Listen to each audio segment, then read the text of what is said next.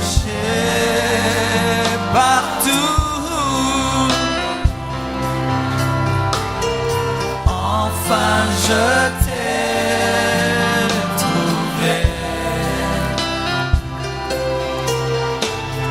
J'ai besoin de toi.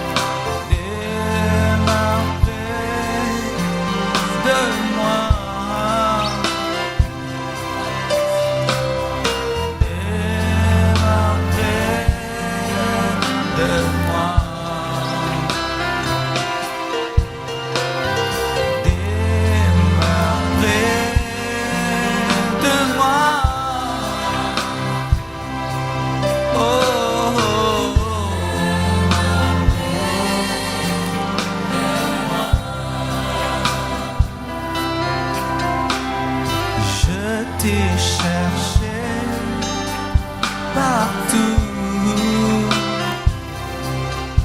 Oh, enfin je t'ai trouvé. J'ai besoin de toi, j'ai besoin de toi pour conduire mes pas ici-bas.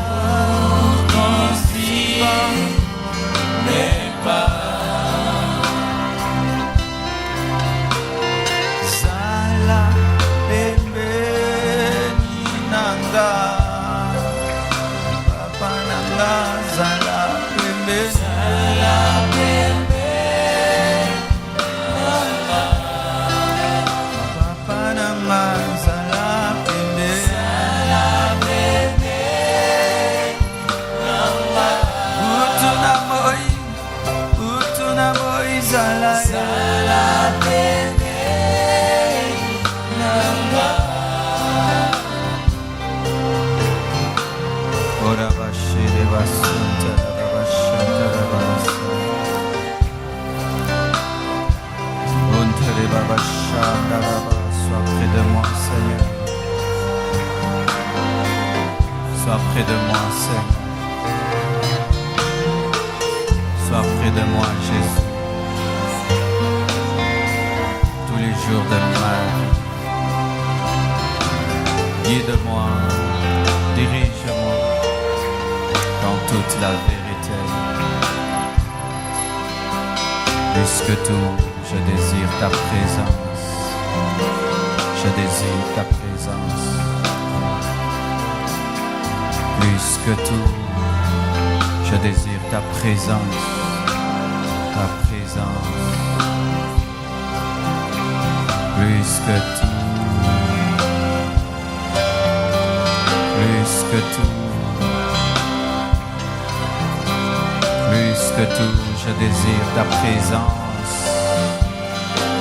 Ta présence. Plus que tout, je désire ta présence. Orobosa terabatera baroshara dabasa. Numpara babanta la bashere baba basunda babasa.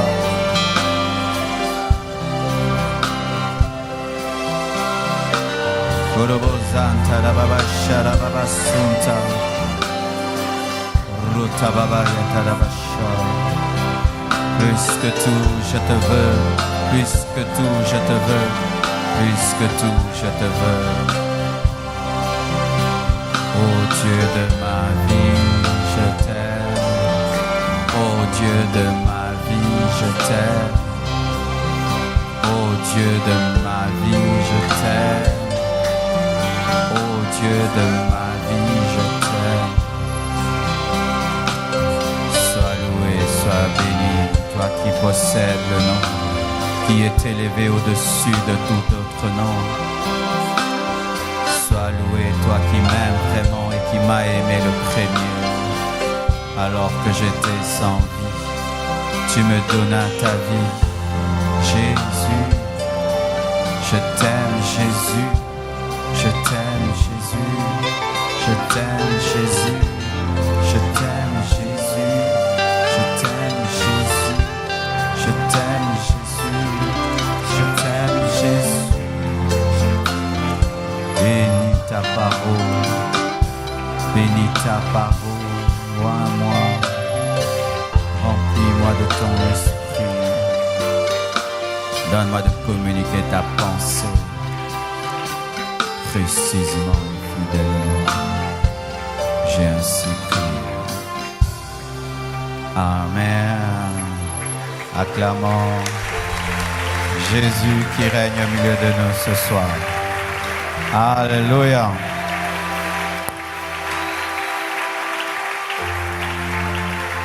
Prenez place, s'il vous plaît. Merci beaucoup.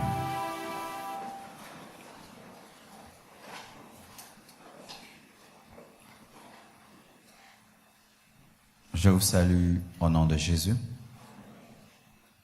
Que Dieu soit béni pour ce beau climat qu'il nous accorde ce soir. Je vous demande ce soir d'être vraiment concentré pour suivre ce message, car Dieu va nous parler.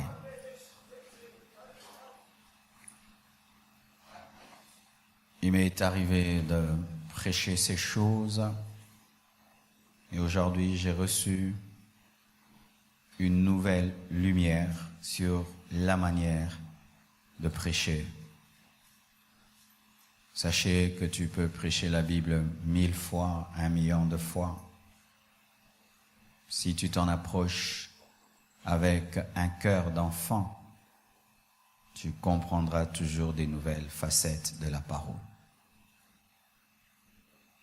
Nous sommes en train de parler de la destinée pendant ce mois, au mois de février, et on va continuer au mois de mars et peut-être au mois d'avril, parce que je dois vraiment finir de vous partager les choses que Dieu m'a enseignées à ce sujet.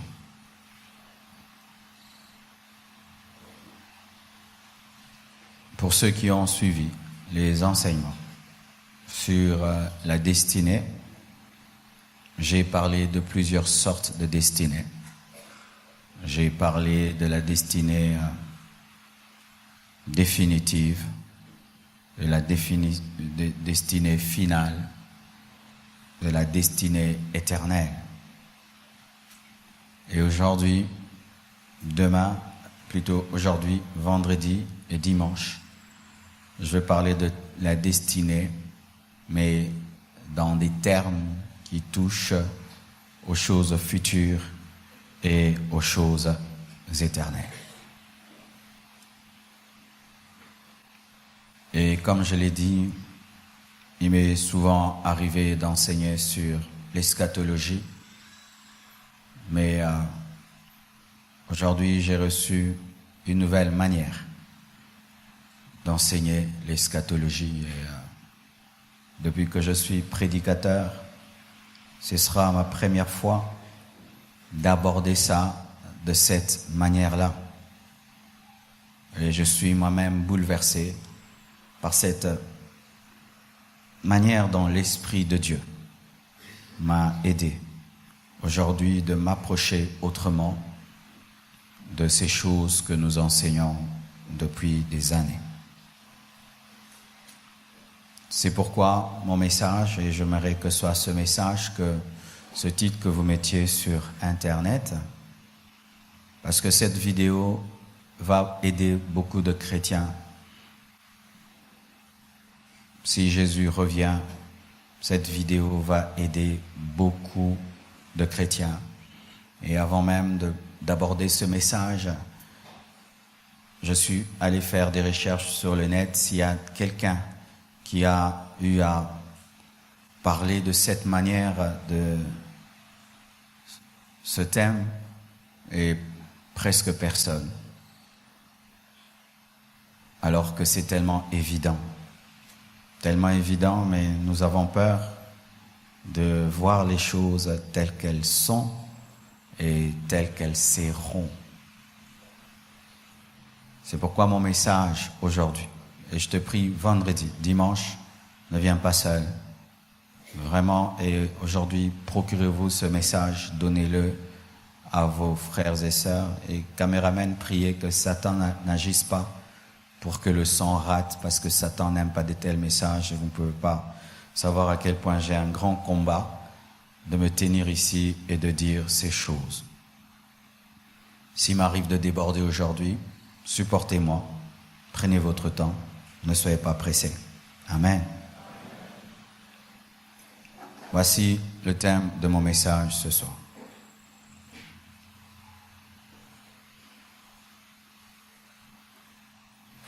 Le message aux chrétiens qui rateront l'enlèvement. Amen. C'est ça. Le message aux chrétiens qui rateront l'enlèvement.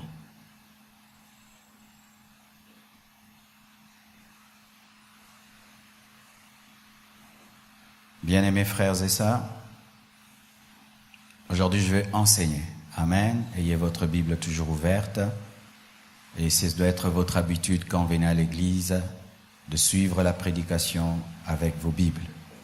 Et ne pas venir écouter la parole assis, ne vérifiant jamais dans ta Bible ce qu'on enseigne, ce qu'on prêche. C'est une mauvaise manière de suivre une prédication. C'est quoi l'enlèvement? Je dois expliquer cela parce que beaucoup de chrétiens ici sont des nouveaux. Beaucoup se sont convertis en janvier, d'autres en février.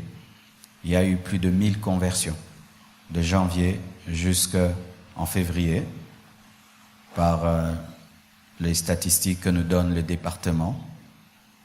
Et frères et sœurs, c'est sûr qu'il y a des gens qui entendent parler de l'enlèvement, mais qui ne savent pas ce que c'est. Prenez 1 Thessaloniciens 5, verset 2. 1 Thessaloniciens 5, verset 2. La Bible dit, « Car vous savez bien, vous-même, que le jour du Seigneur viendra comme un voleur dans la nuit. » Le jour du Seigneur viendra comme un voleur dans la nuit. L'enlèvement, c'est la venue de Jésus-Christ comme un voleur. Pourquoi on dit voleur? Parce que le voleur ne prévient pas. Pourquoi on dit voleur? Parce que le voleur surprend. Parce que le voleur vient dans un état de surprise, il nous trouve. C'est la venue de Jésus-Christ sans prévenir. Ce qui fait que beaucoup seront surpris comme le vol nous surprend. C'est aussi la venue de Jésus comme un époux, parce qu'il est venu comme un agneau mourir à la croix. Mais après sa mort et sa résurrection, il est allé préparer une place à ceux qui ont cru en lui, qu'on appelle l'Église, qui ont reçu le Saint-Esprit, et il reviendra prendre son Église, son épouse, dans le secret, sans prévenir personne. Ce qui fait qu'aucun prophète ne peut prophétiser sur le jour et l'heure de l'enlèvement. Il prendra les vrais chrétiens, ceux qui ont cru en lui et qui marchent comme lui. ceux qui ont cru en lui et qui marchent comme lui. Il prendra les vrais disciples qui sont comme leur maître. Alléluia. Et j'aimerais vous expliquer une chose, car beaucoup pensent que l'enlèvement, c'est la fin du monde. L'enlèvement, ce n'est pas la fin du monde. Le monde va continuer après l'enlèvement. C'est pourquoi je prêche ce message pour ceux qui vont rester après l'enlèvement. Amen. Pour que vous sachiez comment vous comporter. Et je suis sérieux. Je ne suis pas venu me moquer. Et je dis à tous les chrétiens qui rateront l'enlèvement, suivez cette vidéo et vous saurez comment vous comporter si vous ratez l'enlèvement, parce que la Bible en parle. C'est rare qu'on vienne vous dire cela. On dit tu dois être enlevé. Et c'est ça le plan de Dieu. Mais il y a des gens qui ne prennent pas au sérieux et qui restent. Qu'est-ce que la Bible leur dit? Parce que l'enlèvement n'est pas la fin du monde. Avant, nous croyons que après l'enlèvement, c'est la fin du monde. La vie va continuer. Voici les choses qui vont arriver après l'enlèvement. Comme ce sera une surprise, et comme Jésus-Christ prendra ses vrais disciples et ses vrais enfants, voici les choses qui vont arriver le jour de l'enlèvement et après l'enlèvement. Il y aura beaucoup de pleurs sur la terre parce que beaucoup de familles vont perdre des membres de famille. Il y aura sur la terre les orphelins de l'enlèvement. C'est-à-dire que l'enlèvement leur a pris leur père, leur a pris leur mère. Il y aura des veuves de l'enlèvement parce que l'enlèvement a pris son mari, des veufs de l'enlèvement parce que l'enlèvement a pris la femme. Il y aura des accidents d'avion, des accidents de voiture, des accidents même médicaux, car certains seront en train d'être opérés par des médecins chrétiens qui seront enlevés et ils seront sous anesthésie et resteront là. Il y aura des accidents de circulation, car les chauffeurs chrétiens disparaîtront et leur voiture va continuer et beaucoup de gens vont mourir. Le jour de l'enlèvement, il y aura beaucoup de morts sur la terre. Beaucoup. Ouais. Quand Jésus-Christ est né, est venu comme agneau, il y a eu beaucoup de morts, car lorsque Hérode a cherché Jésus et que les mages ne lui ont pas tout dit, il s'est fâché et il a tué toutes les personnes qui avaient la tranche d'âge de Jésus. La naissance de Christ, la venue de Jésus comme agneau a engendré des morts. Moïse, qui est la préfiguration de Jésus. Dans l'Ancien Testament, sa naissance aussi a été accompagnée de beaucoup de morts, car beaucoup des enfants juifs étaient jetés dans le Nil.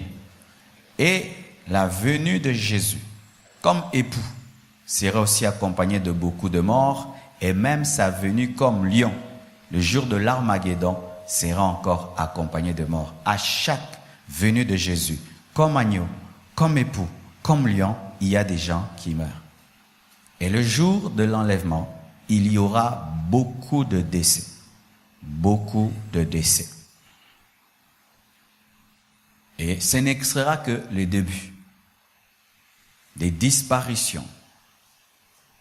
Des troubles seront sur la terre. Les gens chercheront à expliquer de plusieurs manières ce qui est arrivé. Les scientifiques voudront nier que c'est un événement spirituel. Ils voudront toujours intellectualiser ce qui est arrivé. Mais il y aura la panique sur la terre. Et lorsque l'Église sera enlevée, voici ce qui va arriver spirituellement sur la terre. Nous sommes le tabernacle du Saint-Esprit sur la terre.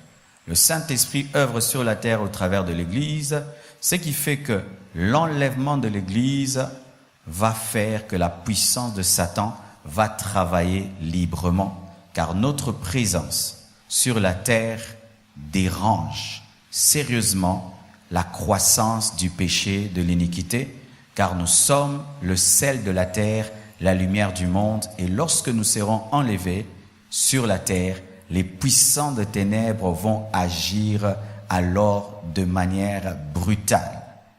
Alléluia. Mais sachez, la période qui va venir après l'enlèvement s'appelle la tribulation. Et la tribulation est divisée en deux parties. Il y a la première partie de 3 ans et demi qui est appelée tribulation simple et la deuxième partie est appelée grande tribulation.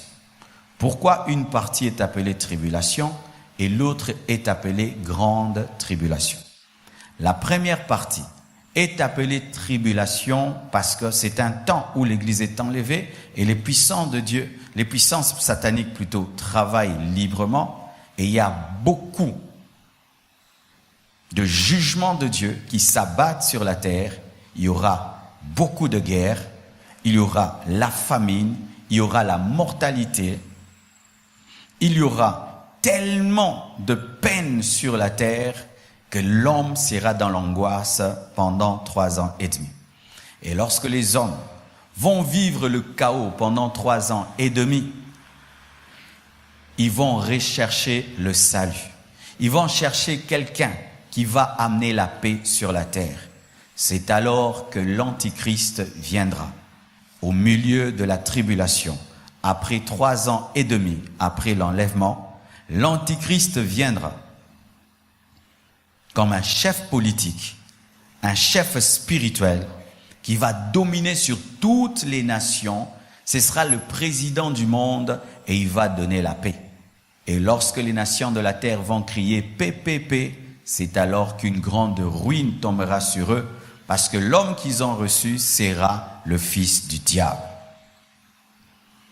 Frères et sœurs, lorsque nous disons que Jésus revient bientôt, donc l'Antichrist est déjà né, car si nous sommes enlevés et 3 ans et demi après, il y a l'Antichrist, il doit naître et il doit être suffisamment adulte pour qu'on puisse l'accepter comme chef du monde. Ce qui veut dire que pendant que nous parlons que Jésus revient bientôt, l'Antichrist existe déjà. Nous le voyons à la télévision, mais nous ne savons pas que c'est lui parce qu'il attendra que l'Église soit enlevée et se manifestera 3 ans et demi après. Amen. Et donc aussi, les 2 témoins sont déjà là. Ils existent sur la terre. Car il est écrit que pendant la tribulation, dans la première partie, pendant 3 ans et demi, il y aura 2 témoins qui auront l'onction d'Élie et l'onction de Moïse, qui vont avoir un ministère de 3 ans et demi et qui seront tués par l'Antichrist lorsqu'il voudra commencer son règne de 3 ans et demi. Donc, il y aura aussi les 2 témoins. Mais les 2 témoins seront qui? Ce seront des serviteurs de Dieu qui vont rater l'enlèvement.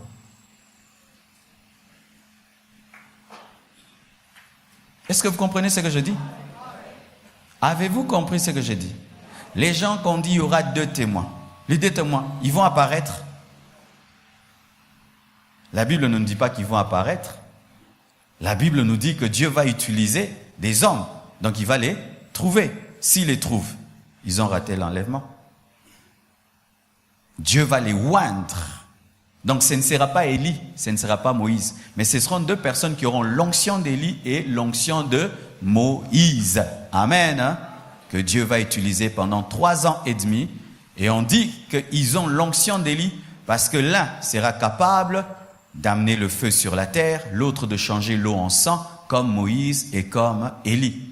Et ils seront tués par l'Antichrist, et l'Antichrist va régner pendant 3 ans et demi. Mais lorsqu'il prendra le pouvoir, ce ne sera pas pour 3 ans et demi, ce sera pour 7 ans. Les nations vont lui donner le pouvoir pour 7 ans. Mais pourquoi il ne fera pas 7 ans, il fera que 3 ans et demi? Parce que pendant la tribulation, Il y a des gens qui disent que non, pendant la tribulation, il n'y a pas de conversion, c'est archi faux. Je vais vous donner tous les versets. Il y aura des conversions, il y aura des repentances. Et il n'y a pas conversion et repentance si le Saint-Esprit n'agit pas. Suivez bien. Des gens disent que pendant la tribulation, le Saint-Esprit partira. Non. Le Saint-Esprit n'aura plus de tabernacle, mais il agira. Car le Saint-Esprit n'est pas venu le jour de la Pentecôte. C'est le jour de la Pentecôte qu'il a eu un tabernacle. Mais il était déjà. Car il agissait déjà dans le ministère de Jésus-Christ avant la Pentecôte. Il agissait déjà dans Genèse lorsque Dieu créait. Car le Saint-Esprit ne peut pas aller et revenir, il est Dieu. Mais il change la manière de travailler. Le Saint-Esprit sera là dans la tribulation parce qu'il n'y a pas de repentance sans l'action de l'Esprit. Mais il n'aura pas un tabernacle comme il en a maintenant l'Église, car l'Église sera enlevée, mais il agira. Amen. Amen. Voilà, mes frères et sœurs. Qu'est-ce qui va se passer? Lorsque l'Antichrist viendra sur la terre, il va faire une alliance avec toutes les nations, même avec Israël. Même les Juifs vont croire à l'Antichrist. Et certaines recherches disent que l'Antichrist aura des origines juives, car les Juifs ne peuvent pas croire en quelqu'un sans qu'il ait leurs origines. Amen. Et il a été démontré que la plupart des grands chefs dans le monde, derrière eux, il y a toujours des Juifs. Il aura des origines juives parce qu'aussi le diable aime toujours copier Dieu. Et comme Christ est venu d'Israël, il voudrait aussi que l'Antichrist ait des origines juives car il aime toujours imiter Dieu. C'est pourquoi dans la tribulation, il y a la trinité satanique. Comme le diable aime imiter Dieu. Il y a le Père, le dragon, le Fils, la bête, l'Antichrist, le Saint-Esprit, le faux prophète. Et il va toujours chercher à faire comme. Les Juifs vont croire à l'Antichrist au début. Mais voici ce qui va arriver. Pour ceux qui ne le savent pas, les Juifs aujourd'hui sont en train de travailler à reconstruire le temple de Salomon. Amen. Paraît-il qu'ils ont déjà fabriqué tous les ustensiles du temple et il y a une grande opposition pour cela. Mais la Bible nous dit, à la fin des temps, l'Antichrist ira dans le temple et il va se déclarer Dieu et il va offrir des cochons. C'est alors que les Juifs vont s'opposer à lui pour le dire que seul l'Éternel est Dieu. C'est alors que la persécution d'Israël arrivera, car le Juif, même s'il ne croit pas en Jésus, tu ne peux pas toucher à l'Éternel. Alléluia. Alors lorsqu'Israël va s'opposer à l'Antichrist parce qu'il va se déclarer Dieu dans le temple, l'Antichrist va commencer à persécuter les Juifs et la Bible nous dit que la moitié des Juifs périra dans ce qu'on appelle la guerre de l'Armageddon ou la troisième guerre mondiale. Toutes ces guerres que vous voyez aujourd'hui, tout ce qui se passe est en train de préparer une grande guerre. Toutes ces armes que vous voyez aujourd'hui est en train de préparer seulement une guerre. Tout ce que vous sentez, malgré qu'il y a des réunions et des réunions, il n'y a jamais la paix. Il y a une guerre mondiale qui se prépare et la plaque tournante sera dans une vallée qu'on appelle la vallée de Megiddo. C'est pourquoi on appelle ça Armageddon à cause du lieu où se passera la guerre. Toutes les nations, plutôt toutes les armées de la terre iront là à Megiddo afin d'écraser Israël. Et Israël qui a l'habitude de toujours gagner, cette fois ne gagnera pas. Ils ne gagneront pas, ils vont être exterminés. C'est alors qu'ils vont crier vers Jésus. Et quand ils crieront vers Jésus, Jésus viendra pour eux. Amen. Il viendra pour eux. Il leur présentera ses mains qu'ils ont percées. Ils croiront en lui, non pas comme le fils de Marie, mais comme le fils de Dieu. Amen. Et lorsqu'il reviendra, il reviendra avec l'église qui a été enlevée 7 ans avant et qui reviendra des noces de l'agneau et du tribunal de Christ qui est un tribunal de récompense et nous reviendrons avec Jésus pour régner sur la terre. Mais voici, lorsque Jésus viendra pour l'enlèvement, il va ressusciter les morts et nous les vivants nous serons transformés, nous irons. Mais quand aussi, est-ce que vous me suivez? Quand il reviendra pour sauver Israël dans la guerre de l'Armageddon, il y aura aussi des gens qui vont ressusciter. Qui sont ces personnes qui vont ressusciter? Ce sont les chrétiens qui avaient raté l'enlèvement et qui se sont ressaisis pendant 7 ans et qui ont refusé d'adorer la bête et de prendre sa marque, qui seront décapités. Jésus va les ressusciter comme à un repêchage et ils entreront dans le millénium. La Bible le dit. Nous allons lire toutes ces choses et je vais vous expliquer calmement. Amen, hein?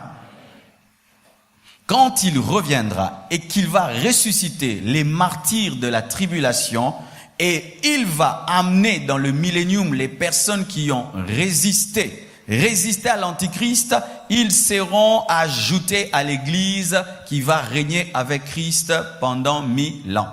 Mais écoutez ceci. Si Jésus revient et il amène le millénium, une femme est enceinte, son bébé naîtra où? Il naîtra dans le millénium. Ce bébé-là n'a pas connu d'enlèvement, il n'a pas connu qu'est-ce que la tribulation. Il va naître dans le millénium avec un Jésus qui règne sur la terre. Et ce bébé aussi peut ne pas se convertir, croire en Jésus, et peut trouver que c'est normal qu'il y ait une église enlevée sur la terre et un Jésus régnant parce que ça fait partie de sa vie normale.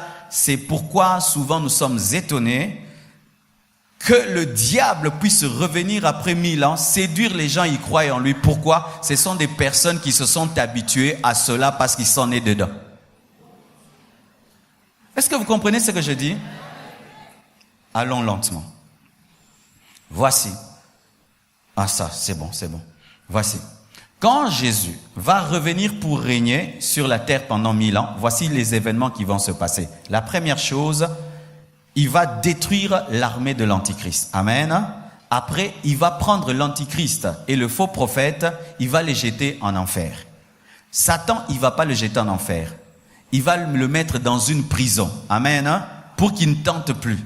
Ce qui veut dire que ce sont les hommes qui vont inaugurer l'enfer, ce n'est pas Satan, alors que l'enfer a été fait pour Satan. Oui.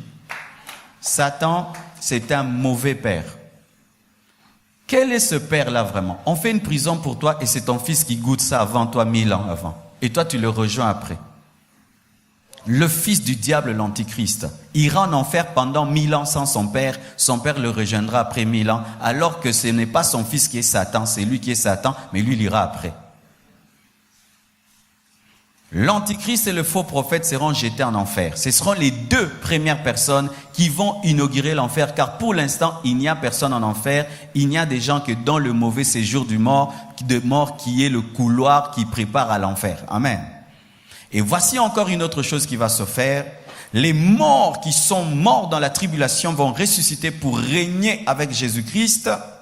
Mais les morts qui sont morts dans le péché ne seront pas ressuscités. Ils attendront la fin du millénium pour être ressuscités et être jugés.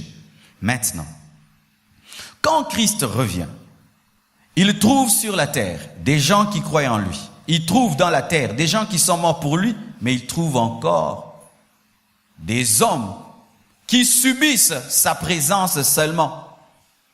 Il y a des gens qui se retrouveront dans le millénium, ce n'est pas qu'ils ont cru, ils sont vivants. Et ces personnes engendreront des personnes avec une disposition à croire au mal. C'est alors que lorsque le diable, après 1000 ans, sera délié, il viendra les tenter, ils croiront. Comment ça? Vous pouvez croire au diable alors que Jésus règne là. Ce n'est pas le Jésus qui est venu sans gloire, le Jésus avec la gloire, avec une église, parce que l'église sur la terre sera comme des anges sur la terre. Amen. Hein? Parce que lorsque nous reviendrons avec Jésus, nous n'aurons pas 1000 ans parce que nous aurons des corps qui ne vieillissent pas. Ils vont voir parmi eux des personnes avec des corps glorieux, mais Satan vient les tenter et ils croient. Comment? C'est la même chose. Le diable a convaincu les anges de Dieu qui peuvent combattre Dieu, ils vont gagner, ils ont cru. L'homme a vu Dieu divisant de la mer Rouge, frapper la plus grande nation du monde, les nourrir de manne, de cailles, mais ils ont fait un veau d'or. Ça veut dire deux choses. Faites attention à la puissance de persuasion du diable et faites attention à votre propre nature. Cela enseigne encore quoi? Que les miracles ne convertissent pas. C'est la révélation qui convertit. Comment quelqu'un qui voit Jésus, qui revient pour régner pendant 1000 ans, mais un jour, le diable le convainc d'attaquer Jésus et ils attaquent Jésus. Est-ce qu'il y a une dimension de miracle, de surnaturel qui dépasse vivre le règne de Jésus pendant 1000 ans avec des personnes qui reviennent d'où? De l'enlèvement. Et vous voyez que ce sont des hommes surnaturels, mais le diable qui vient d'où? D'une prison. Quelqu'un qui vient d'une prison convainc les gens qui sont dans un paradis qui peuvent vaincre le règne de Christ. Sans Dieu face au diable, tu ne peux rien. Sans Dieu face au diable, tu ne peux rien. Il est champion dans la persuasion. Et faites attention à votre nature. La nature humaine est prompte à être séduite. Amen. Et voici, lorsque le millénium viendra, Jésus régnera avec son Église. Ce sera un paradis, mais pas un paradis parfait. Le millénium n'est pas un paradis parfait. Pourquoi le millénium n'est pas un paradis parfait? Parce que dans le millénium, il y aura la longévité, mais pas l'éternité. Seule l'Église enlevée sera éternelle. Mais les personnes qui sont entrées dans le millénium sans mourir et ressusciter ne seront pas éternelles, et ils auront seulement une longue vie. Et le millénium n'est pas le paradis. Pourquoi? Parce que dans le vrai paradis, l'ennemi ne vient pas tenter. Ce sera une imperfection, mais une ombre de ce qui sera. Amen. Et après le millénium, qu'est-ce qui va se passer? Ce sera le jugement dernier. Dieu va ressusciter tous les morts depuis le temps d'Adam. Et ceux qui auront leur nom inscrit dans le livre de vie, eux entreront dans la nouvelle Jérusalem céleste, et ceux qui n'ont pas leur nom inscrit dans le livre de vie, qui sont les boucs, iront en enfer. Mais si tu es enlevé, on n'aura plus besoin de lire encore ton nom, parce que les enlevés sont déjà qualifiés. Lorsqu'on ouvrira le livre au dernier jour pour le jugement, ça ne nous concerne pas. Ça concerne ceux qui sont sortis du millénium et ceux qui sont sortis de la résurrection des morts. Ça ne nous concerne pas, parce qu'une fois que tu es enlevé, ton nom est déjà inscrit dans le livre de vie. Amen. Maintenant, là, j'ai voulu seulement vous situer dans la chronologie biblique, d'accord? Si tu n'as pas compris, n'achète pas plutôt. Viens prendre le CD, plutôt le message par flash, et tu peux le réécouter. Maintenant, écoutez ceci. Je suis sûr, pendant que je parle, il y a des gens qui se disent, est-ce que vraiment un chrétien peut rater l'enlèvement? Bien-aimé, oui. Il y aura des chrétiens qui rateront l'enlèvement. Les chrétiens moins sérieux. Les chrétiens moins sérieux rateront l'enlèvement. Luc 17, verset 35 nous dit que de deux femmes qui moudront ensemble, l'une sera prise et l'autre laissée. Et la femme est l'image de l'Église. Alléluia. Deux femmes en train de faire une même chose. Deux femmes qui sont au même endroit, mais l'une sera prise et l'autre laissée. La Bible confirme que parmi les chrétiens, certains seront pris, les autres seront laissés. Même si ce sont des femmes, certaines femmes seront prises, d'autres seront laissées. Matthieu 25, versets 1 à 13, confirme et donne plus de clarté. Matthieu 25, versets 1 à 13. Alors le royaume des cieux sera semblable à 10 vierges qui, ayant pris leur lampe, allèrent à la rencontre de l'époux. Toutes cherchent l'époux, comme tous les chrétiens cherchent l'époux, l'enlèvement. Tous les chrétiens disent, Jésus revient bientôt, Jésus revient bientôt. Mais la Bible dit, 5 d'entre elles étaient folles. 5 étaient folles. Dit la parole de Dieu. Toutes veulent l'époux, mais 5 sont folles et 5 sont sages. Cela révèle ceci, que dans l'Église, parmi les chrétiens, il y a les vierges folles et les vierges sages. Qui es-tu? Tu es une vierge folle ou une vierge sage? Parmi ceux qui attendent l'époux, il y a les sages et les folles. Qui es-tu? Et la Bible dit Les folles, en prenant leur lampe, ne prirent point d'huile avec elles. Pas de sérieux. Pas de sérieux dans leur marche avec Dieu. Pas de sérieux dans leur attente de Jésus. Ils attendent l'époux, mais ils ne prennent pas au sérieux d'avoir de l'huile. Pas de sérieux. Mais les sages prirent avec leur lampe de l'huile dans des vases, le sérieux. Comme l'époux tardait, comme aujourd'hui, Jésus tarde de venir, tous les signes sont là. Tout ce que Matthieu 24 dit est là, tout est là. Et le fait que Jésus tarde crée des problèmes. Le fait que Jésus tarde. Si l'époux n'avait pas tardé, les vierges folles allaient entrer parce qu'il y aurait encore de la lumière dans leurs lampes. Mais comme ils tardaient, c'est alors que leur manque de sérieux s'est révélé. Comme ils tardaient. Si l'enlèvement avait eu lieu quand le réveil était venu dans l'église du Congo, ce serait super. Mais comme ça tarde, comme l'époux tardait, toutes dormir, même les sages, toutes dormir, comme aujourd'hui, il y a un sommeil sur l'église dans le monde. Même les personnes spirituelles sont séduites. Toutes s'endormir. Alléluia. Et la Bible dit, au milieu de la nuit, c'est-à-dire dans les ténèbres les plus sombres, lorsque les ténèbres atteignent leur paroxysme, lorsque la perversion, lorsque l'aveuglement atteint son comble, et on se dit qu'il n'y aura point de lumière, c'est alors que la lumière paraît. Lorsqu'on dit que là, Jésus ne peut plus revenir, le monde est tellement perdu, il y a tellement de péchés, c'est alors qu'il vient.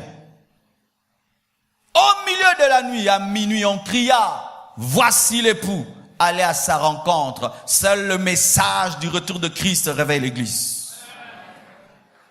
L'église n'est pas réveillée par le message de la bénédiction. L'église n'est pas réveillée par le message de la prospérité. Le message qui réveille l'église, c'est lorsqu'on dit, allez à la rencontre de l'époux. C'est ce qui réveille l'épouse. Ton maître, ton Seigneur est là. Voici l'époux allait à sa rencontre. Alors toutes ces vierges se réveillèrent et préparèrent leurs lampes. Les folles dirent aux sages, donnez-nous de votre huile, car nos lampes s'éteignent alors que le salut est personnel. Le salut est individuel. Même si ma prédication ne te plaît pas, je m'en fous. Amen. Hein? Ça, c'est la nourriture des enfants de Dieu. Amen. Hein? C'est la nourriture des enfants de Dieu. Et je ne veux pas me priver de cette parole parce que toi, tu ne l'aimes pas. Amen. Elles refusèrent de donner de l'huile. Les sages répondirent, non, il n'y en aura pas assez pour nous et pour vous. Allez plutôt chez ceux qui en vendent et achetez-en pour vous-même. Il faut payer le prix, ton propre prix. Je ne veux pas craindre Dieu à ta place. Je ne veux pas me sanctifier à ta place. Je ne veux pas prier à ta place. Je ne veux pas chercher Dieu à ta place. C'est toi-même qui dois acheter l'huile. Tu dois acheter ton huile. L'huile de Dieu, il faut que tu cherches toi-même. Toi-même. Quel égoïsme? Ce n'est pas l'égoïsme, c'est le principe de l'esprit. Chacun respire avec son propre cœur, avec son propre poumon. Qui prête à l'autre ses narines pour respirer? Même si je te fais du bouche à bouche, je peux le faire pendant quelques minutes, mais après, tu dois respirer toi-même, sinon tu meurs. Je peux te pousser pendant un temps, mais après, tu dois continuer toi-même. On ne fait pas le bouche à bouche éternel. Écoutez maintenant ceci. Pendant qu'elles allèrent en acheter, elles sont allées acheter trop tard. Ce sont celles qui vont rester. Ils iront acheter trop tard. Sérieux en retard. Sérieux en retard. Elles sont devenues sérieuses, mais en retard. Il y a des gens ici, vous serez sérieux, mais en retard. Vous avez besoin de voir l'époux revenir pour prendre les choses de Dieu au sérieux. Tant que vous ne voyez pas l'enlèvement de l'église, vous n'y croyez pas. Tant qu'on vous prêche, là, Jésus revient bientôt. Vous ne pouvez pas croire. Il faut que vous puissiez vivre, que les gens disparaissent, vous pleurez, alors vous prenez au sérieux. Elles allèrent chercher, mais en retard. Plus tard, les autres vierges vinrent dire, Seigneur, Seigneur, ouvre-nous. Mais il répondit, je vous le dis en vérité, je ne vous connais pas. Je ne vous connais pas. Frère, faites très attention avec Jésus. Faites attention avec Jésus. Il n'est pas ce que tu penses qu'il est. Dans la vision que j'ai eue la révélation d'un autre Jésus. Un Jésus qui est sérieux, qui est sévère. Là, c'est la sévérité de Jésus. Tu t'imagines, tu es fiancé à une femme et le jour du mariage, elle veut entrer dans la salle, tu dis, je ne te connais pas. Quelle blessure. Jésus. Dans cette vision, Jésus ne m'a pas regardé. Il était tellement en colère qu'il ne m'avait pas regardé. Nous avons toujours la vision d'un Jésus doudou. Faites très attention. Dieu connaît tout, n'est-ce pas? Quand les gens iront en enfer, il sera au ciel, n'est-ce pas? Est-ce que ça va le culpabiliser d'être adoré parce qu'il y a des gens en enfer? Est-ce que Dieu sera en train de pleurer sur son trône dans l'éternité parce qu'il y a des gens en enfer? Pourquoi tu n'es pas sérieux? Parce que tu as besoin de voir, tu as besoin de vivre pour devenir sérieux. Je ne vous ai jamais connu. Et écoutez maintenant, on dit veillez donc, puisque vous ne savez pas ni les jours ni l'heure. Ainsi on comprend qu'il s'agit de l'enlèvement. Il y a des chrétiens qui resteront.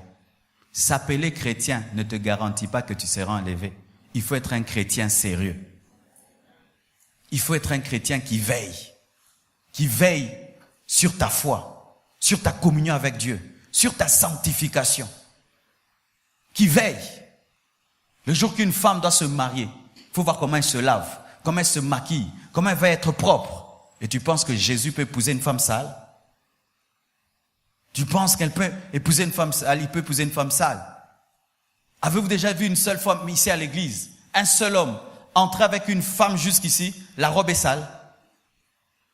Jamais. Tous les hommes veillent que la robe soit blanche.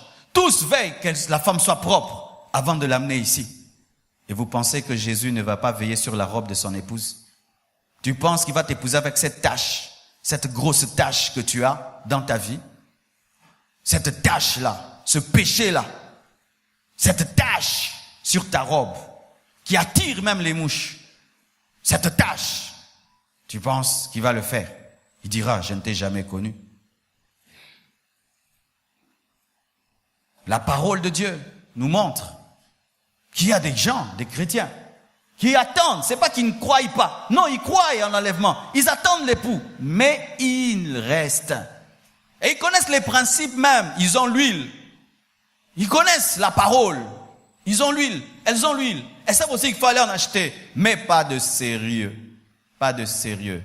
Un pied dedans, un pied dehors. Samedi en boîte, dimanche à l'église. Une vie de mélange. Une vie de compromission. Une vie sans décision claire et nette. Une vie sans décision claire et nette. Où il y a une délimitation claire dans ta vie entre le monde et Dieu. Il n'y en a pas. C'est toujours flou dans ta vie. Et voici maintenant. Quand on parle de rester, il faut étudier la proportion, n'est-ce pas? Quand nous lisons Matthieu 25, que nous venons de lire jusqu'au verset 13, la proportion c'est la moitié. Amen. Ça veut dire que dans une église de 6000 personnes, Matthieu 25 nous révèle que 3000 seront enlevés, 3000 vont rester. On dit 5 vierges folles vont rester, 5 vierges sages vont partir. La moitié de l'église.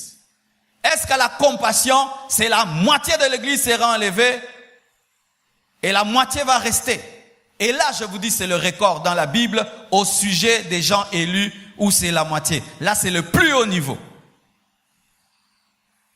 Est-ce que dans cette église, sur 6000 fidèles, 3000 seront enlevés? 3000. Es-tu dans ces 3000? Si nous suivons Matthieu 25, 5 partiront, 5 resteront. Mais quand nous lisons Matthieu 7, verset 13, quelle est la proportion de ceux qui vont rester et ceux qui vont entrer? Écoutez Matthieu 7, verset 13. Entrez par la porte étroite, Car large est la porte, spacieux est le chemin qui mène à la perdition. Et il y en a beaucoup qui entrent par là. Là, ce n'est plus la moitié.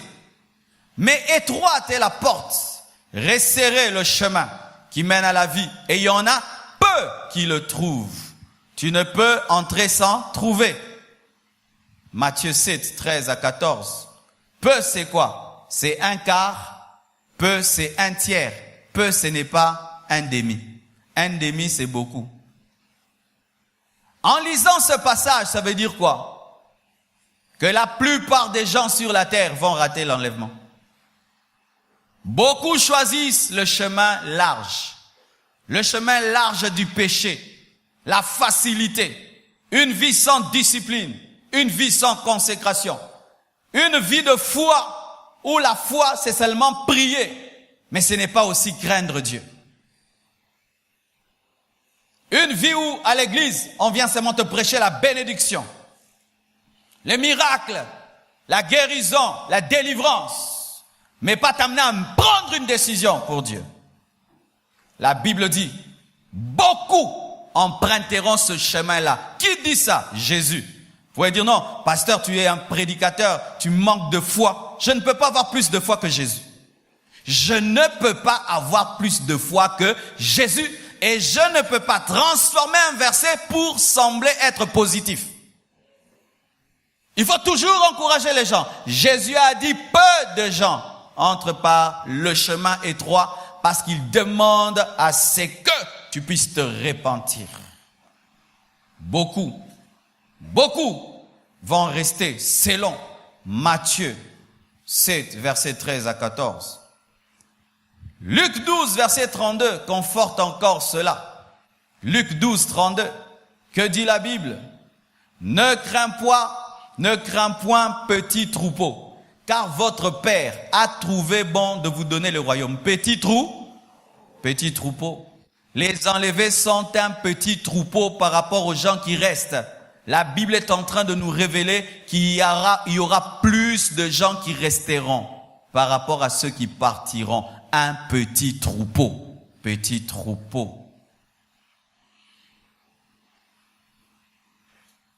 Regardez même dans l'Ancien Testament. Lorsque Jésus-Christ enseigne sur l'enlèvement, il utilise l'époque de Noé. À l'époque de Noé, c'est seulement la petite famille de Noé qui est entrée dans l'arche. Il utilise l'histoire de Lot. À l'époque de Lot, Sodome et Gomorrhe, la plupart des Gomorriens sont morts et c'est Lot qui a été sauvé et même sa femme est restée. Peu de gens par rapport à une foule. Rahab la prostituée qui a été sauvée, elle et sa famille, mais Jéricho est tombé. Peu de gens, comme si c'est un reste qui est enlevé. Toujours peu qui s'échappent et beaucoup qui se perdent. C'est pas que Dieu ne veut pas qu'il y ait beaucoup. Mais beaucoup aiment le chemin qui est large. Le chemin qui est large. Regarde ta vie, tu vas remarquer que tu aimes le chemin large. Tu n'aimes pas le chemin étroit. Tu aimes une vie chrétienne qui n'a pas de frontières et de limites. Une vie chrétienne sans limites. Où on prie, mais on fait tout. On prie, mais on boit tout. On prie, mais on va partout. On prie, mais on fait comme tout le monde. Et là même, j'aimerais vous poser la question. Tu es chrétien. Sur 10 chrétiens que tu connais, combien tu es sûr qu'ils seront enlevés? Toi-même, connaissant Dieu et la Bible, sur 100 chrétiens que tu connais, combien tu sais qu'ils seront enlevés? Tu vois la réponse que tu donnes? Il y a plus ou moins? Plus ou moins? Moins, n'est-ce pas? N'est-ce pas, non? Alors que nous ne sommes pas Dieu, nous ne connaissons pas les cœurs des gens. Alors peut-être que sur 10 personnes, que toi tu dis non, moi je trouve 4. Mais 4, tu ne connais pas leur cœur, leurs pensées. Tu ne vis pas avec eux. Alors dans leurs pensées aussi, est-ce que tu connais ce qu'ils font? Peu seront enlevés. Excusez la vérité de ce message. Et tu vas comprendre pourquoi Dieu veut que tu entendes ça. Parce que tu es le reste de Dieu. tu dois te retrouver dans les peu là. Tu ne dois pas avoir une vie chrétienne quantitative. Tu dois avoir une vie chrétienne qualitative. Et tu sais quoi? Une vie chrétienne qualitative est une vie chrétienne contre-courant. 100 personnes, 90 vont par le chemin qui est large. Toi, maintenant, tu vas par le chemin étroit. Qu'est-ce qui va se faire? Tu vas remarquer qu'il y a plusieurs personnes qui vont comme ça, mais toi, tu vas dans le sens inverse. Si tu ne sens pas ça dans ta vie, tu es dans le chemin large. Si tu sens dans ta vie, tu fais ce que tout le monde fait, tu dis ce que tout le monde dit, tu es sur le chemin large. C'est quand tu vas commencer à voir que tu es différent des gens. Tes convictions sont rares, tes décisions sont rares, tu es sur le petit chemin. Mais quand tu es dans tout ce que tout le monde fait, tu es dans le large chemin. Alléluia. Écoutez ceci. Jésus, qu'est-ce qu'il a dit? Dans Matthieu 24, versets 10 à 13.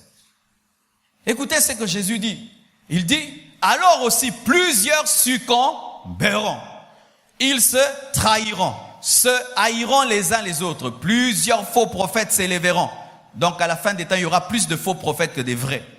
Et ils séduiront beaucoup, on dit peu, beaucoup de gens. Et parce que l'iniquité se sera accrue, la charité du plus grand nombre se refroidira. Mais celui, on dit celui. Pour tout ce qui est mal, on utilise le pluriel. Mais pour tout ce qui est spirituel, on utilise le singulier. Pour dire quoi? Le reste. Le reste est dans le celui. La perdition est dans ce. C'est ça la parole. Jésus, le plus grand prophète. Et Matthieu 24 n'est pas un passage qu'on prend à la légère. C'est parmi les plus grandes prophéties eschatologiques de la Bible. Où Jésus a pris tout un chapitre pour parler des temps de la fin. Et lorsqu'il donne l'image des temps de la fin, il ne nous présente pas beaucoup de gens qui craignent Dieu, beaucoup de gens qui aiment Dieu. La Bible ne nous présente pas ça. Peu de gens sont debout.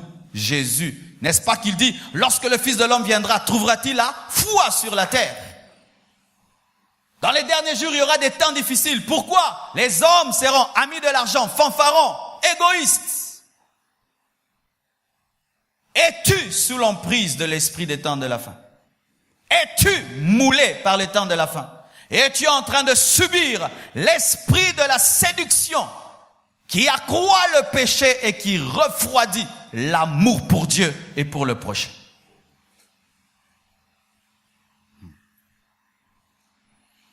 Tout ceci confirme ceci, que plusieurs vont rester. Plusieurs vont rester.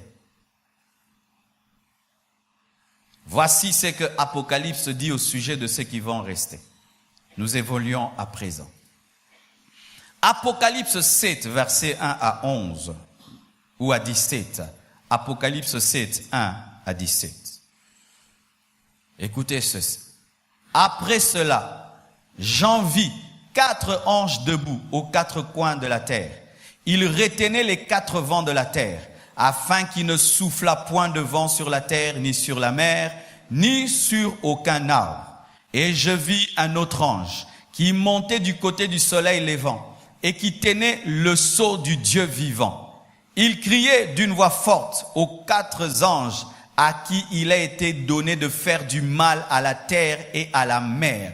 Dans la tribulation, les anges vont châtier les hommes.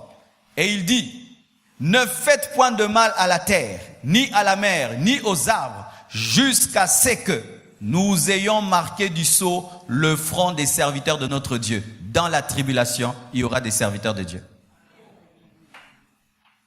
Jusqu'à ce que nous ayons marqué le front des serviteurs de notre Dieu dans la tribulation.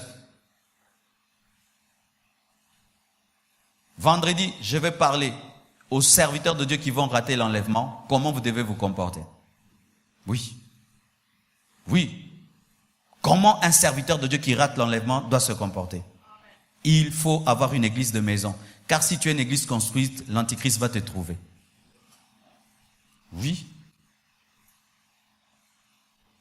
Les églises qui ont des adresses disparaîtront après l'enlèvement. Parce que ce sera le lieu où l'antichrist sera adoré.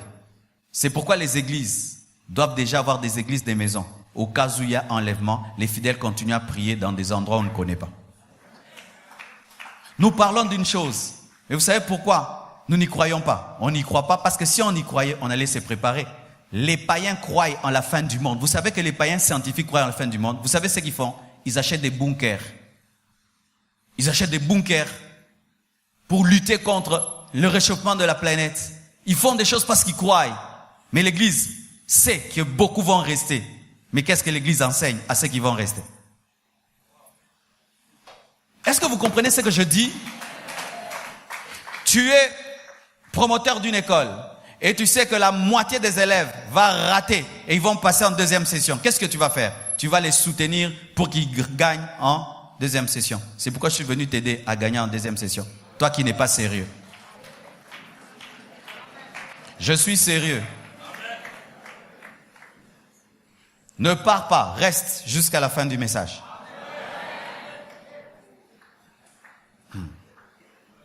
Écoutez maintenant ceci. Ne faites point de mal à la terre, ni à la mer, ni aux arbres, jusqu'à ce que nous ayons marqué du sceau le front des serviteurs. Le sceau de Dieu, c'est qui? Le Saint-Esprit. Il agira dans la tribulation.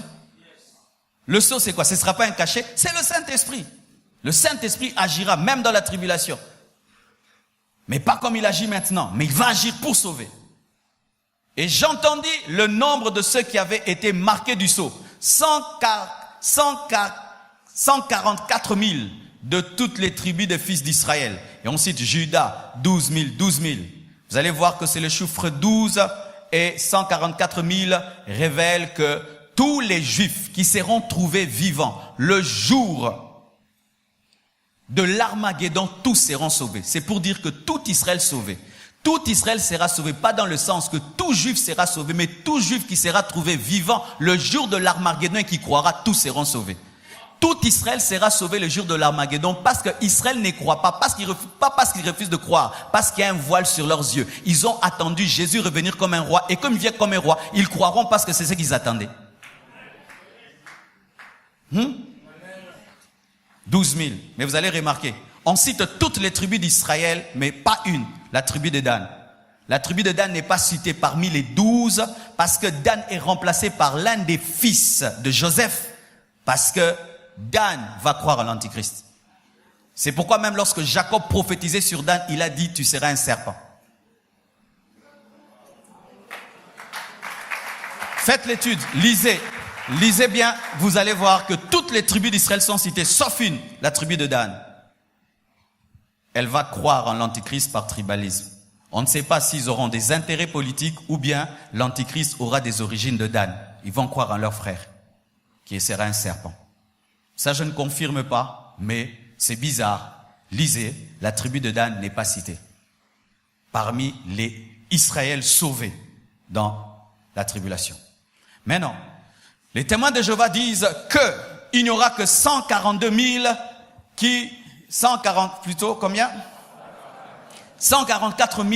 qui seront sauvés. C'est une mauvaise interprétation de la Bible. On parle des Juifs, on ne parle pas des Congolais. Amen. Et là, ce ne sont pas les enlevés. Ce sont ceux qui vont aussi entrer dans le millénium avec Jésus. Mais en dehors des 144 000 qui font Israël, la Bible parle des autres. Où sont les autres? Lisez.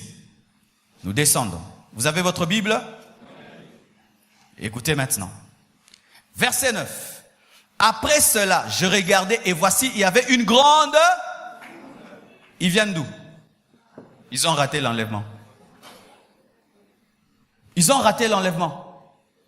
C'est vrai, ils reçoivent le sceau pendant l'enlèvement. Mais parce qu'ils ont raté, plutôt pendant la tribulation, parce qu'ils ont raté l'enlèvement. Après cela, je regardais, voici, il y avait une grande foule que personne ne pouvait de toute nation, c'est-à-dire le Congo aussi, non? De toute les Congolais rateront aussi l'enlèvement. Mais certains vont se ressaisir dans la tribulation, ils auront le sceau. C'est écrit dans la Bible. Toutes les nations. Toutes les tribus. Mets ta tribu. Tout peuple. Toute langue, même les lingala. On parlera lingala. dans la tribulation. Et des gens qui parlent lingala, s'ils croient, ils se répandent, ils auront le sceau. Il se tenait devant le trône et devant l'agneau, revêtu de robe blanche. Il est possible de se sanctifier dans la tribulation. Mais je vais t'expliquer le prix à payer. Revêtus de robes blanches et des palmes dans leurs mains. Et écoutez, ils criaient d'une voix forte en disant, le salut est à notre Dieu qui est assis sur le trône et à l'agneau. Vous qui ne croyez pas en la Trinité, ça, il s'agit maintenant de l'éternité. On nous présente le Père et le Fils. Le Fils et le Père ne sont pas mélangés. Et tous les anges se tenaient autour du trône, et des vieillards et des 4 êtres vivants. Ils se prosternèrent sur leur face devant le trône et ils adoraient Dieu en disant, Amen, la louange, la gloire, la sagesse, l'action de grâce, l'honneur, la puissance et la force soient à notre Dieu au siècle des siècles. Amen. Alléluia. Une grande foule qu'on ne pouvait compter de toutes les nations. Ça veut dire que pendant la tribulation, Dieu va sauver Israël et Dieu va sauver aussi les peuples des nations. 2 sortes de personnes. Il y aura les chrétiens moins sérieux qui sont restés, mais quand ils vont rater l'enlèvement, ils vont devenir sérieux. Et il y aura les païens. Quand ils vont remarquer que les gens ont disparu, ils vont croire car ils écouteront la prédication des 2 témoins et ils croiront. Alléluia. Si tu es moins sérieux et tu rates l'enlèvement, voici le conseil que je te donne. Sois sérieux après. Si tu es païen et tu viens à l'église et tu rates l'enlèvement, crois en Jésus. Alléluia. Il sera encore possible que tu aies le sceau de Dieu. La Bible le dit. Amen. Mais non. Voici. Il faut que tu écoutes les 2 témoins lorsqu'ils viendront prêcher. Amen. Car ils vont dire ceci aux hommes. Ne prenez pas la marque de la bête. Croyez. Amen. Pendant 3 ans et demi, ils vont exercer un ministère. Mais l'Antichrist va les tuer. Et lorsqu'ils vont mourir, plusieurs personnes vont se réjouir. Frères et sœurs, après l'enlèvement, écoutez les 2 témoins qui viendront vous dire, nous avons raté l'enlèvement, mais ce n'est pas trop tard, nous sommes encore vivants. Attachons-nous à Jésus, croyez en eux. Voici, l'Antichrist aura un esprit, un mélange de l'esprit qui était sur le Pharaon et de l'esprit qui était sur Akab. Contre Pharaon, c'était l'onction de Moïse. Et contre Akab, c'était l'onction d'Élie. Il sera un mélange d'Akab et un mélange du Pharaon. Et une onction spéciale viendra sur les 2 témoins pour s'opposer à lui. Si en moi tu ne crois pas, et moi je suis enlevé, écoute les gens que Dieu va susciter, crois en eux. Car je vous assure, les gens qui ont raté l'enlèvement, vous aurez besoin vraiment de croire. Sinon, ce sera perdu pour du bon et vous n'aurez que 7 ans. 7 ans. Sinon, ce sera trop tard. 7 ans, c'est beaucoup et c'est peu. Alléluia.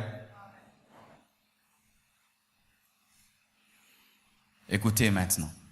Ne vous suicidez pas. Amen. Si tu rates l'enlèvement, ne te suicide pas. C'est sérieux.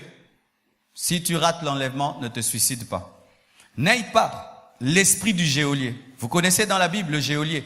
Lorsque il y a eu le tremblement de terre et que tous les prisonniers étaient libres, le geôlier a cru que les gens étaient partis et il voulait se tuer. Et Pierre a dit, nous sommes là, ne te tue pas. Il y a des gens qui, lorsqu'ils vivent des disparitions, ils veulent se tuer. L'esprit de geôlier. Imagine que toute votre famille est enlevée. Tu restes seul dans votre maison. Tu peux avoir une pensée de te tuer. Imagine ça. Toute votre famille, vous faites un culte familial. Pendant le culte familial, tout le monde part. Maintenant, tu connais la parole. Tu sais que l'Antichrist va venir. Tu sais que bientôt il y aura ça.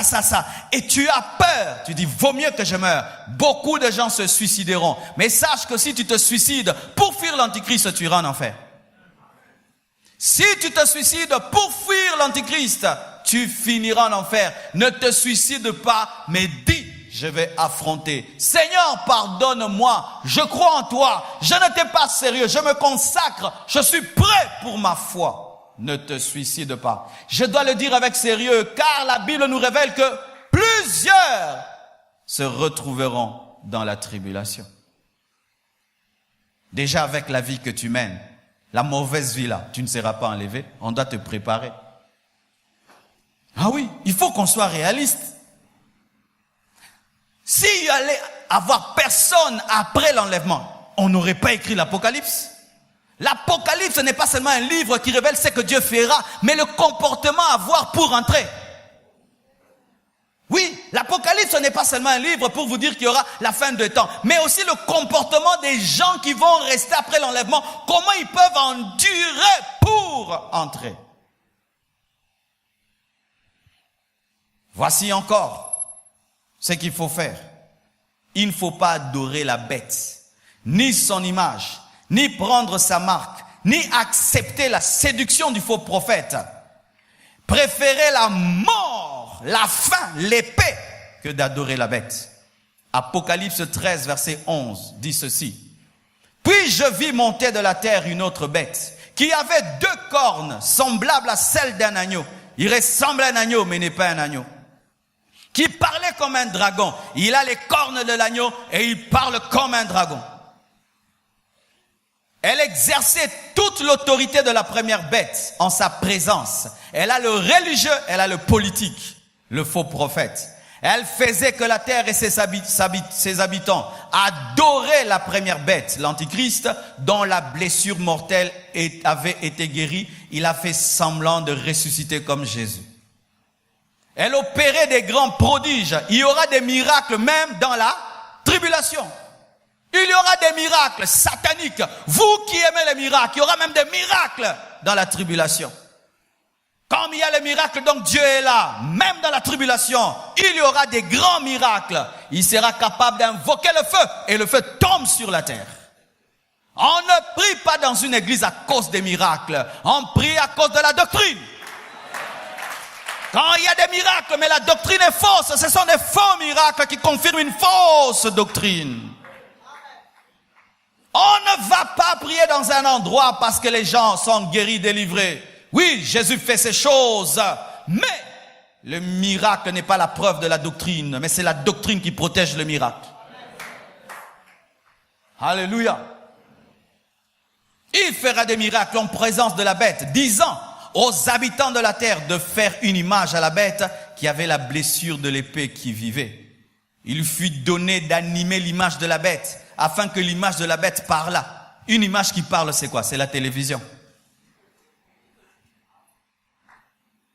Afin que l'image de la bête parle. Une image qui parle, c'est quoi? C'est la télévision. L'Antichrist va utiliser sérieusement les médias et la technologie. Et s'il faut adorer l'image de la bête partout, ce n'est que par l'Internet. L'Antichrist aura un site Internet. Il aura un site Internet. Ce sera le site Internet le plus suivi au monde. Tout le monde aura sa photo à la maison, en train de l'adorer. Les gens voudront l'écouter parler. Ce sera un grand orateur, dit la Bible. La technologie. Le faux prophète va utiliser les médias pour faire des miracles, des prodiges et pour convaincre les hommes à adorer l'Antichrist. Et la Bible dit ceci, pour que tout le monde ait sa marque 666 et que personne ne puisse acheter ni vendre sans avoir la marque, le nom de la bête ou le nombre de son nom. Il y aura un nom, il aura un nom. Maintenant, écoutez ceci. Écoutez bien ceci. Sur le plan économique, si on dit que personne ne peut acheter ni vendre sans avoir la marque de la bête ni son nom, ça veut dire que tu ne peux pas exercer le commerce, tu ne peux pas acheter, tu ne peux rien faire. Est-il possible de faire cela sans contrôler tout homme. Pour pouvoir contrôler que tout le monde ait la marque de la bête, il faut avoir un système de contrôle très élevé, car il peut se faire que certains l'adorent pas, mais ils achètent et ils vendent. Donc la première des choses pour établir la marque de la bête, il faut établir le contrôle mondial. N'est-ce pas que maintenant on nous contrôle tous?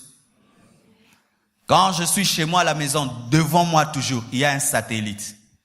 Comment tu peux connaître qu'il y a un satellite? C'est quand toutes les étoiles ont disparu. Il y a une qui ne bouge pas, qui ne change pas, qui est toujours là. Et sur ce pays, à Kinshasa, là, il y a un satellite. Il y a un satellite sur ce pays. Il y a un satellite même sur cette ville de Kinshasa.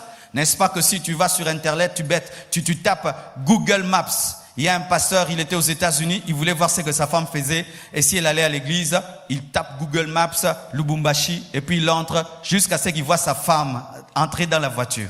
Mais à partir des États-Unis, par Google Maps, n'est-ce pas que tu peux faire ça? N'est-ce pas aujourd'hui par, comment on appelle ça, Périscope? Je peux entrer sur Périscope et puis je dis non, je vais aux États-Unis, je vais aux États-Unis. Je vais dans telle ville, je vais entrer dans telle église, voir ce qu'on prêche et puis je vois. N'est-ce pas? Frères et sœurs, tout ce qui se passe aujourd'hui, des meilleurs téléphones, des meilleurs ceci, des meilleurs ordinateurs, ce n'est pas fait pour nous, c'est fait pour nous contrôler. Dans ton téléphone, il y a un GPS, n'est-ce pas? Quelqu'un peut pirater ton téléphone, il te filme avec ton téléphone, il te prend des photos avec ton propre téléphone. Vrai ou faux? Mais là, ce n'est que le début. Et là, c'est ce qu'on nous dit. Mais il y a d'autres choses que eux savent qu'ils ne nous disent pas. Nos téléphones ont des applications même que tu ignores toi-même. Tu perds ton téléphone et puis tu achètes un autre, il peut te donner toutes tes anciennes photos, tous les numéros perdus. Et avec ce Facebook où vous mettez votre vie sur Internet, le jour qu'il y a l'enlèvement, on sait que tu étais chrétien, tu es resté, on sait où t'avoir.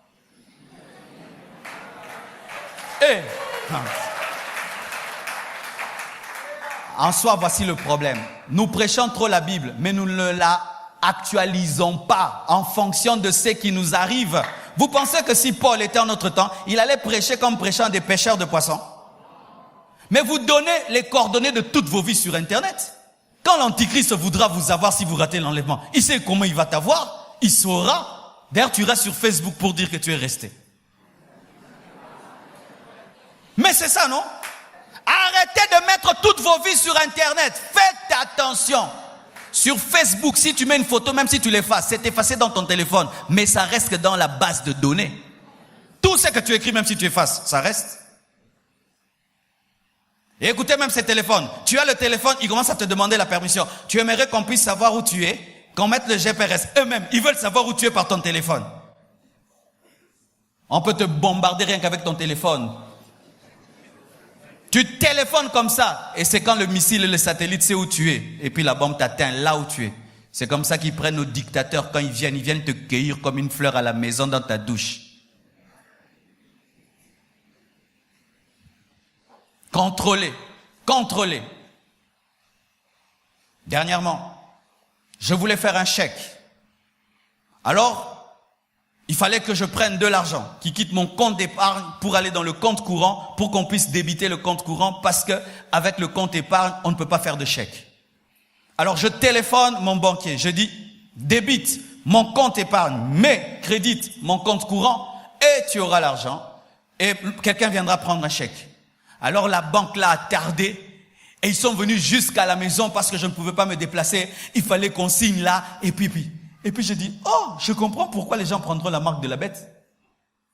Pour éviter l'échec. N'est-ce pas déjà, quand on vous demande d'avoir Vodacom M-Pesa, qu'est-ce qu'on vous chante dans les téléphones?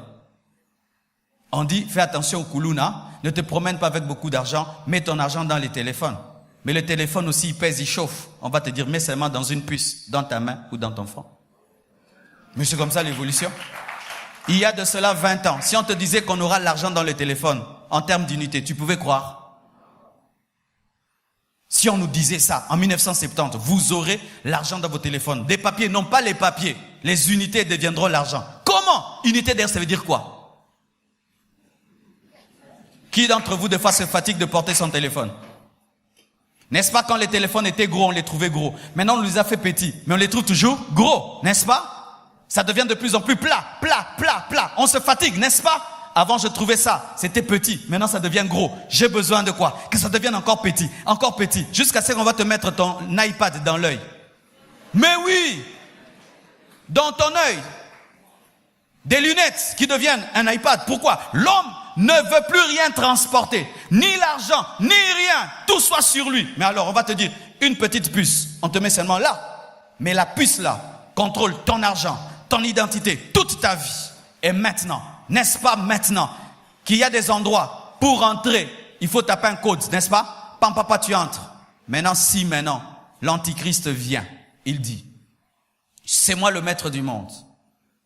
Si tu n'acceptes pas le code, aucune porte ne s'ouvre. Ça fait quoi? Directement, tu te retrouves en dehors du système. En Europe, si tu n'as pas les documents, tu ne peux même pas avoir une voiture. Tu ne peux même pas avoir un permis de conduire. Tu ne peux pas avoir une maison. Tu ne peux pas étudier. Tu ne peux pas travailler. Tu ne peux pas. Seulement parce que tu n'as pas un document. Maintenant, quand quelqu'un n'a pas la marque de la bête dans la tribulation, tu es un sans-papier. Les chrétiens qui vont rater l'enlèvement, vous deviendrez des sans-papiers. Les chrétiens qui vont refuser la marque de la bête, vous deviendrez des sans-papiers au Congo. Parce que l'Antichrist ne sera pas que le chef de là où il sera, on ne sait pas si ce sera Israël ou les États-Unis, il sera le chef du monde. Et qu'est-ce que ça va faire? Si le chef du monde, la technologie qui est à l'Occident viendra ici. Le même niveau de technologie, parce que lorsqu'il voudra contrôler le monde, il aura besoin que la même technologie soit aussi en Afrique. C'est pourquoi qu'est-ce qui se passe? S'ils font des nouveaux téléphones, ils nous envoient. Ils font des ordinateurs, ils nous envoient. Pourquoi? Ils ont besoin qu'on ait la même technologie pour nous contrôler. Ce n'est pas parce qu'ils nous aiment, c'est pour nous contrôler. C'est pour nous contrôler. Si seulement tu entres sur téléphone, je sais que tu es en ligne. N'est-ce pas? En ligne. Et je peux même savoir, ça fait 2 heures que tu es en ligne. Est-ce que c'est une parole de connaissance?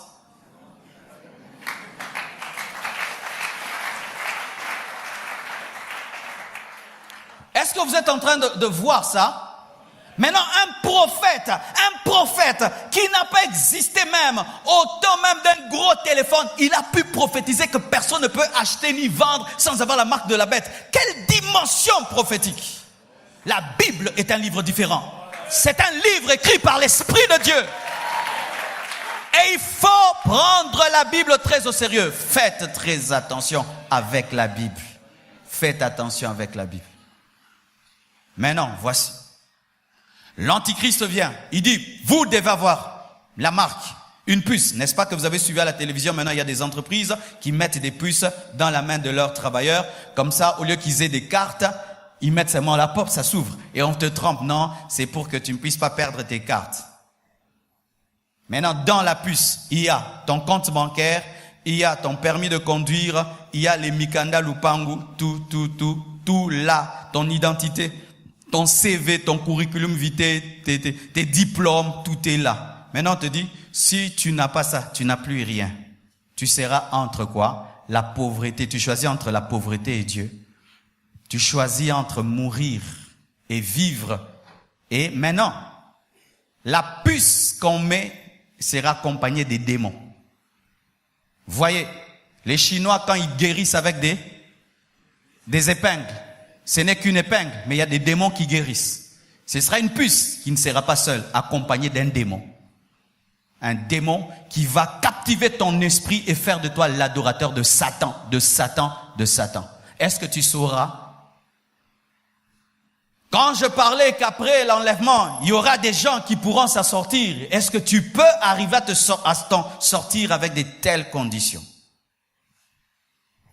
Alors voici, tu veux entrer dans un avion, tu n'as pas la puce, tu ne voyages pas. Tu vas aller te faire soigner, tu n'as pas la puce, on ne te soigne pas. Tu veux étudier, tu n'as pas la puce, tu n'étudies pas. Tu veux faire le commerce, tu n'as pas la puce, tu n'es pas reconnu.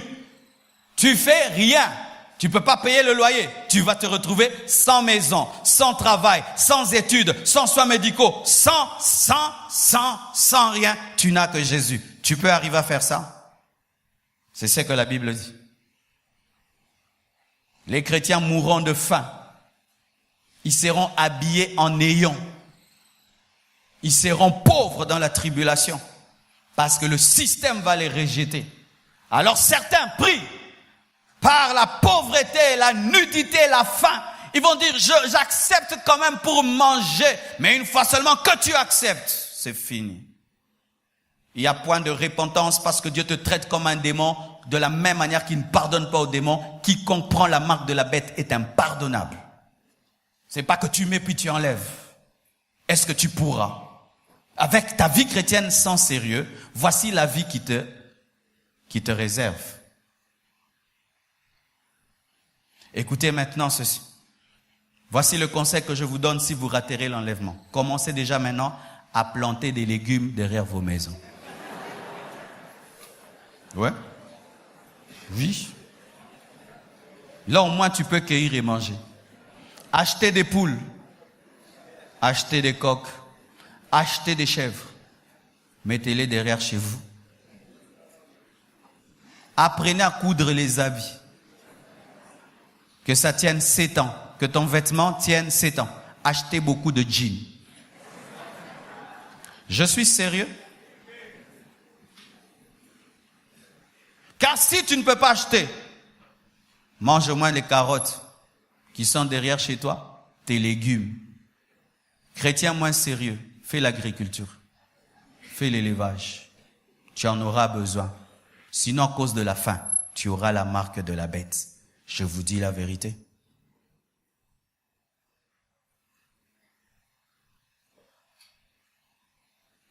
Parce que vous voyez des fois, c'est comme si être chrétien, ce n'est plus être intelligent. Nous disons que peu de gens seront enlevés. C'est-à-dire que beaucoup vont rester. Mais à vous maintenant qui allez rester, quel est le message? Faites l'agriculture. Faites l'élevage. Comme ça, tu manges les œufs de ton poulailler. Mais que tu ne peux pas vendre. Parce que si tu vends, tu as arrêté. Voici encore ce qu'il faut faire. Tu dois accepter d'être un martyr. Alléluia. La Bible dit que l'Antichrist va couper les têtes des gens qui vont refuser de l'adorer. Couper les têtes. Vaut mieux que tu tues avec un pistolet, mais pas avec un couteau. Tu imagines, vous êtes à 100, vous refusez d'adorer l'Antichrist. Il commence à couper la tête à droite, à gauche. Tu entends comment les gens meurent. Et puis on arrive chez toi. On te dit, si tu acceptes la marque, on te laisse. Tu feras quoi? C'est pourquoi, mes frères et sœurs, lisez bien vos Bibles. Lisez bien vos Bibles et regardez-vous face à la Bible. Si tu sens que tu es un moins sérieux, fais ce que je te dis. Mais sache que beaucoup prendront la marque de la bête. Beaucoup. Mais beaucoup aussi seront tués. La Bible appelle ces gens-là les martyrs de la tribulation. Il y a des gens qui sortiront ressuscités parce qu'ils ont accepté de mourir. Au lieu d'adorer la bête, ils vont accepter de perdre leur tête, comme Jean-Baptiste, au lieu de changer le message. Mais en as-tu la capacité? Comment tu peux le savoir? Si les petites souffrances de ce monde, parce que ça, on ne souffre pas, les petites persécutions de ce monde, les petites injustices de ce monde t'amènent à te compromettre, tu penses que tu peux résister pendant 3 ans et demi de pression de l'Antichrist. Nous avons la grâce. Dis à ton voisin, nous avons la grâce. Un étudiant intelligent, il ne cherche pas à repêcher, n'est-ce pas? Parce qu'on peut te poser un examen plus compliqué au repêchage. Et je vous dis, le repêchage de Dieu est plus difficile que la première session. Plus difficile que la première session. Là, c'est la grâce qui nous sauve. Mais là, c'est par ton propre sang.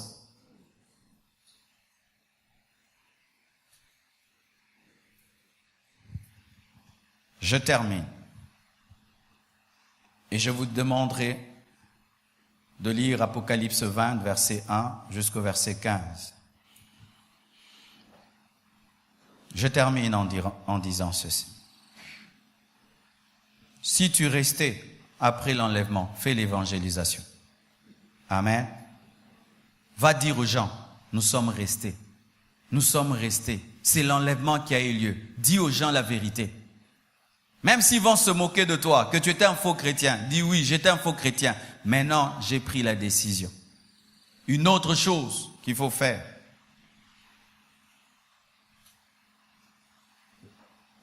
Une école ne se reconnaît pas par le nombre des personnes qui présentent l'examen, mais par le nombre de personnes qui réussissent aux examens. Une église peut avoir 6000 membres, mais si la moitié n'est pas enlevée, vous n'avez pas eu 100%. Mais si une église n'a que 100 membres et les 100 membres sont enlevés, elle a eu 100%. La qualité d'une église n'est pas par le nombre de fidèles. La qualité d'une église, c'est par les 100%. La qualité d'une école. Prédicateur, prêcher, ce n'est pas faire la star. Prêcher, c'est préparer les gens à réussir un examen. Lorsque tu prépares tes examens d'État, tu n'as pas besoin du vêtement du professeur. Tu n'as pas besoin de son éloquence. Tu as besoin qu'il te donne la matière qui va te permettre de réussir.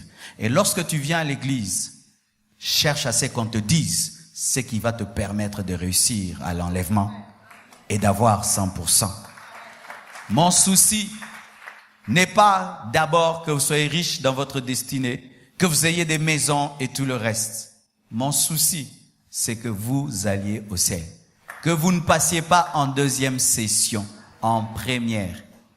Mais s'il arrivait que tu passes en deuxième session, va sur YouTube, tape ce message.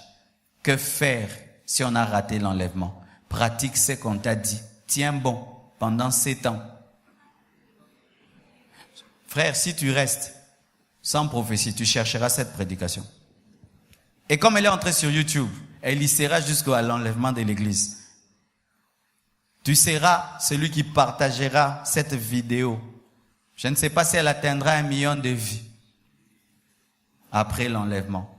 Mais je vous assure, c'est très sérieux. Des fois, quand j'observe les chrétiens, je remarque ceci. Ils parlent des choses, mais ils ne sont pas conséquents. Ils disent des choses, mais ils ne sont pas conséquents. Nous manquons souvent du sérieux. Comment un si petit péché de rien du tout peut t'empêcher de participer à un si grand événement? Imaginez ceux qui seront enlevés. Fini. Alléluia. Si tu es dans ton sommeil, parti. Et vous savez que le jour de l'enlèvement, tombolé au tonda po bilambe belé au tigal. C'est pourquoi habillez-vous toujours bien. Parce que le jour de l'enlèvement, même les chaussettes vont rester les restes. Il ne faut pas qu'on voie des mauvaises choses. Oui.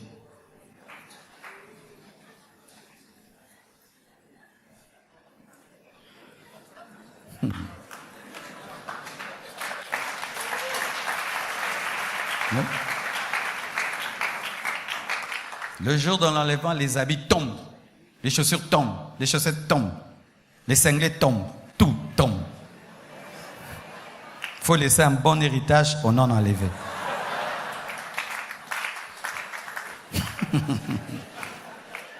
Papa, t'es enlevé au pensant c'est salité.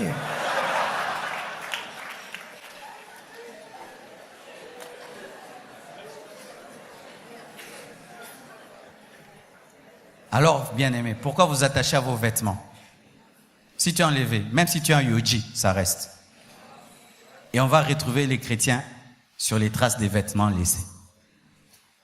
Azalakiawa bilambe tikale tikale tikale tikale tikale tikale tikale. Eza bongo, eza bongo. Jusqu'au lela bilamba.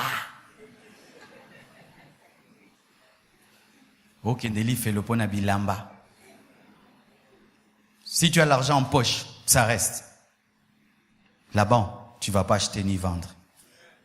Si tu es dans une voiture limousine, tu pars. Ça se cogne, ça brûle. Parce que ce n'est pas ce qui est important. C'est ton esprit qui est important.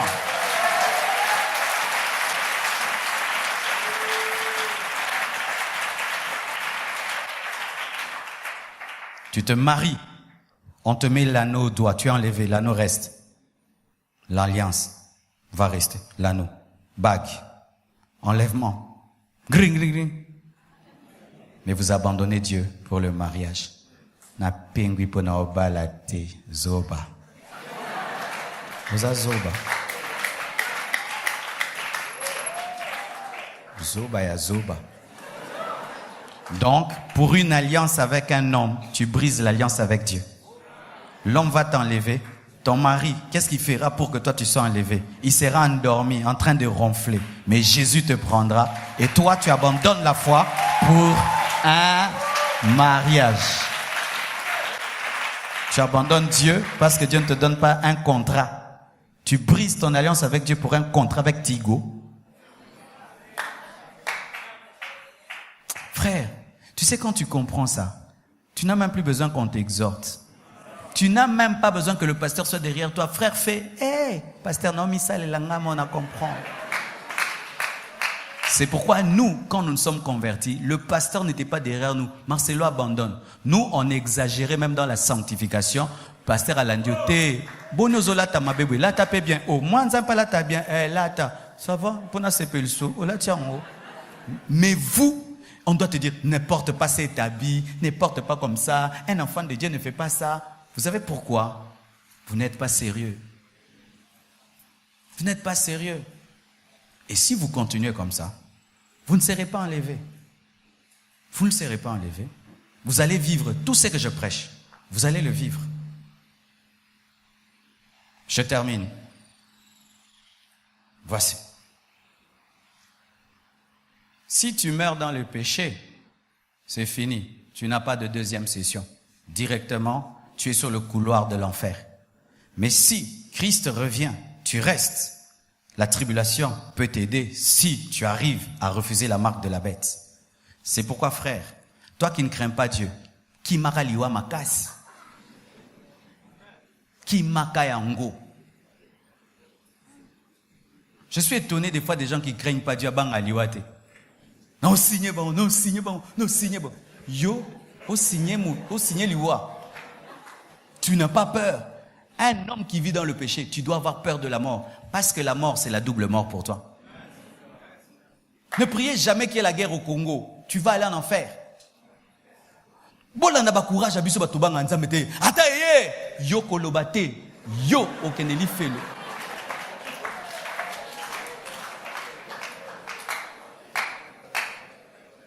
Alléluia. Quand j'ai pensé à tout ça,